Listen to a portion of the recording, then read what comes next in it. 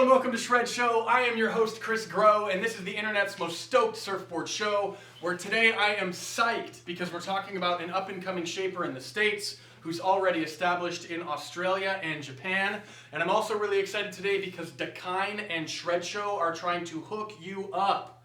More info on that later in this episode. If you've been surfing around the northern beaches of Sydney, Australia anytime in the last 3 years, or if you've been surfing around Orange County, California this summer, you may be familiar with Panda surfboards. The lead shaper from Panda surfboards is from Sydney, Australia, but this summer the brand has gotten a lot of attention in American media, places like photo spreads in Trans World Surf and features on surfline.com. It's also been interesting to watch our board request inbox fill up at shredshow.com with requests for boards by Panda, like the synthetic Sally, that's Ford Archambault's pro model, and the Doinker, which is the board that I'm holding in my hands now. When the Shred Nation turned me on to Panda surfboards a few months ago, I was immediately interested in this model board. I ordered one recently, I've been surfing it a bunch, and it's been much more fun than I even expected. My first session on this board lasted about 2.5 hours, and I was so excited by the performance of this model that I surfed it 2 more times in the next 3 days. On the 3rd session I had on this board, I got stung by the angriest stingray I have ever met in my life. As I was painfully limping out of the water, a really cute girl was walking down the cliff, and as I hobbled closer towards her, her face came into focus, her gaze softened, she looked at me intently, I looked at her with anguish on my face, and she said, "Hey, that's a really good looking surfboard." And she kept on walking! So I got to my car, I got myself sorted out, everything is healed, let's talk about a board. The deck of this board has a bit of an S deck to it if you look at it with a subtle eye. If you don't know what an S deck is, it essentially means that you're looking at a shape of an S lied down on its back on the deck of the surfboard. So if this was a really extreme S deck, and we will put a photo of an extreme S deck in the info for the YouTube video, you would see that the nose comes up high on the deck, scoops down here in the nose, comes up and gains more foam here in the deck, and then scoops down again in the tail. Why is an S deck, a baby S deck, useful in a board like the Doinker? Because it removes foam from up here in the nose, and it tapers out the tail to reduce a bit of the foam in the tail. It puts the bulk of the foam where your feet are, where you need it, and it frees up the nose and the tail to be more maneuverable. If you have less foam in the tail becomes a little bit easier to sink so that you can maneuver it easier. And if you have less foam in the nose, you're actually eliminating swing weight when you're doing turns in the lip or out on the shoulder. Swing weight essentially just references the weight in the nose of a surfboard that you're throwing around and swinging in whatever direction that you're turning when you're pushing down on your tail and digging in a rail. We can see really clearly that this has a rolled V in the nose, and that rolled V goes up all the way past the 12-inch mark in the nose. Why put a rolled V on the nose of this board? Well, it does a lot of things in a board like this. First of all, it helps the board going rail to rail because it actually destabilizes the nose up here and makes it want to teeter like this when you go into turns. Secondly, it also acts as a little bit of a displacement tool for water, pushing water off in each direction like this, which helps the tail sink down slightly as the board's moving forward because of the way that the nose pushes water out of the way. Lastly, that rolled V actually increases the rail rocker of the board relative to the stringer because the rail rocker is actually coming up out of the water more than the stringer. This all frees up the nose on the surface of the water in a way that helps you whip it around quicker or do quicker turns in the lip. Moving down past that rolled V, we go into a single concave with an inset double going all the way out to concaved V in the back. When you take a close look at the rails on this board, what you're going to see is a very obvious down rail. This is a very flat deck on the Doinker, but it angles down on each side all the way up to the nose, creating this down rail. Now, why is that important to have a down rail on a board like this? Well, because this is a very wide board, and because it's relatively flat in the rocker, which is what we'll talk about next, we actually need to take some volume out of the rails right here so that we can sink those rails when we're trying to maneuver the board on the wave. If this board didn't have down rails like this, the board would be very good at planing forward, and if it kept the same kind of bottom holes, it would have pretty easy maneuverability. But the down rails on this board really help it free up so that you can do turns on it and maneuver the board and not just be a slave to all the forward momentum that so much volume under your feet wants to give you. Looking at the rocker of this board, it's very obvious that this board has an incredibly flat rocker, but I really like how it does have this continuous little rocker in the tail right here because it really does help the board feel pretty shortboardy in the way that it surfs. A lot of times when we look at outlines like this, we think that they're similar to a mini Simmons, but sometimes the outline of a surfboard can be very deceptive when we try to think of the way it's going to surf.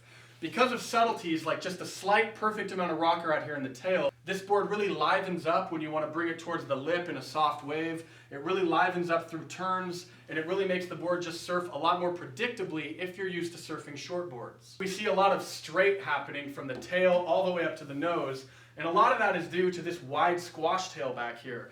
It's almost reminiscent of a classic longboard kind of a look, where you have a very wide tail and a straight line in the rails coming up to the midpoint of the board.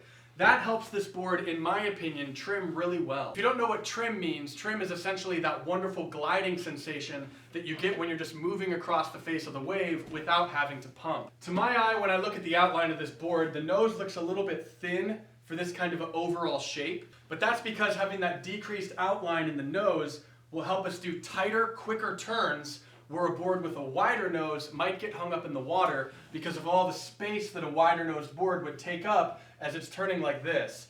The rail line, instead of curving up like this, if the nose was wider, it would actually be going more straight, and that would make us not be able to fit as tightly into turns. I interpret this surfboard very simply as giving you a lot of volume from your front foot back for planing down the face of the wave, and then designing the bottom contours and the rails around giving you maneuverability for that volume, and then designing the nose in such a way that just keeps it from distracting everything that's happening from the front foot back. A lot of people, when they look at this shape, they may see similarities to the Firewire Sweet Potato. That board has a wider tail, a thinner nose, and an extremely wide rounded thumbtail.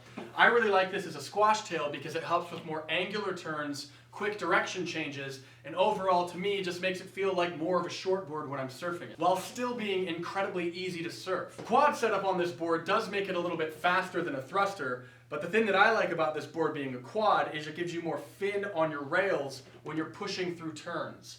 The quad setup on this board also is a little bit less quad feeling and slightly more thruster feeling because of the way that these two trailing fins are set inward towards where a thruster would be and not all the way out on the rail where you may be used to having most of your quad placements. Now let's talk about some fins. The shaper actually recommends that this board is surfed with the Futures YU quads or the Stretch SF-4 quads. I've tried this board with the Stretch quads as well as these Americ GAM with GXQ trailers, and I've even screwed around with some M5 leads and GL trailers. I really had no business putting GL trailers in this board because they're really for longboard side bites. But I figured, what the heck. When I surf this board with the Stretch quads, the board is a bit too pivoty for me, and I can actually bully around the board a bit too much. Because I'm slightly over the weight recommendation for this set of fins, when I pump on the board with my back foot and my front foot, instead of feeling drive forward, I just feel like I'm punking the board. I feel like I'm only pushing it down the face of the wave, or I can slide it out.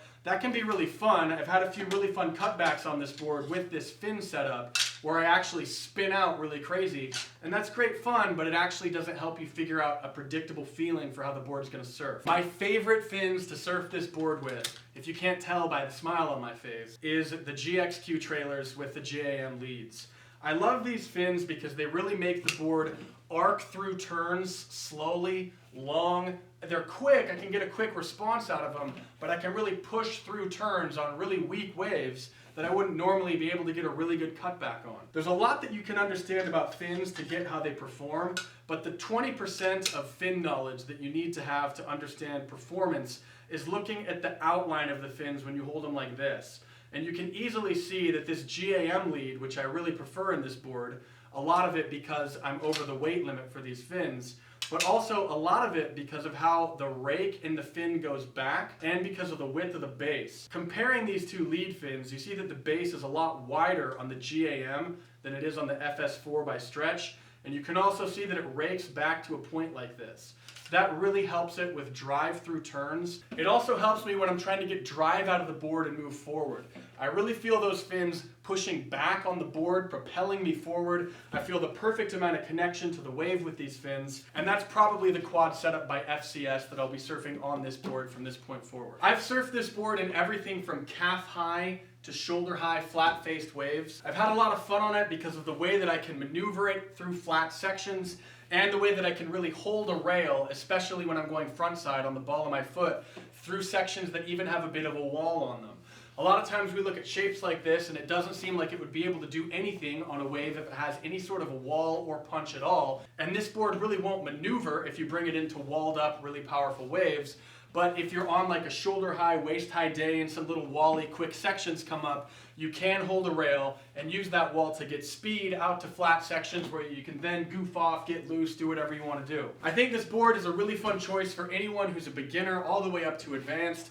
It's way more fun than I initially anticipated the board to be. Recently we got some news in California that the upcoming forecasted south swells aren't going to be as strong, powerful, or good as we thought they were going to be, and I'm not even sad about this because I'll be so excited to surf this board in small waves in those swells. And Shred Nation, it is time for you to get hooked up. Get on Instagram and follow Shred Show and Dakine. We'll post links to both of those accounts below in the YouTube info for this video, and then upload a photo of one of your surfboards, either a brand new board or a board that you're surfing just with wax like this board and no traction. Hashtag that photo, grip my shred stick. At the end of each week in July, Shred Show intern Dave will be picking one of those photos to send a free traction pad courtesy of Dakine. This week we're giving away a Taj Burrow Pro pad, which Dakine and Taj Burrow have specifically designed to match my t-shirt for this episode. For more details, visit shredshow.com. Get on Instagram now for your chance to win. That does it for this episode. If you like the video, click like, not the thumb, but the actual button below the video on the left.